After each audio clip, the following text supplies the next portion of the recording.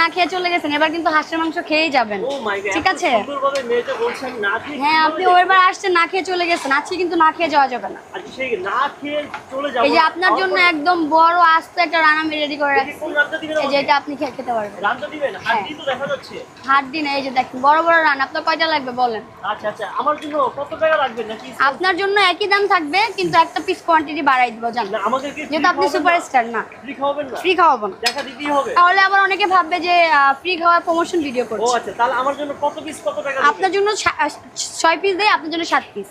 7 piece. আর সাথে কি রুটি থাকবে? চালের রুটি দিয়ে খেতে পারবেন, চাপটি, ছিটা রুটি, রুমালি রুটি, পরোটা, লুচি। আচ্ছা, আপনার হাতের রান্না আমি এখনো খাই নাই। তাহলে আজকে তো না খেয়ে যাওয়া যাবে না, আজকে অবশ্যই খেয়ে যাবেন এবং রিভিউ দিয়ে যাবেন যে খাবারটা কেমন। আপনি যেভাবে বলছেন টাকা ছাড়া আজকে না খেয়ে যাওয়াই যাবে না? একদমই যাওয়া যাবে না। আচ্ছা, আমি আপনাদের এবার বাংলায় এসেছি মানে হাঁসের মাংস খাওয়ার জন্য, টাকা দিয়ে কেন খেতে হবে?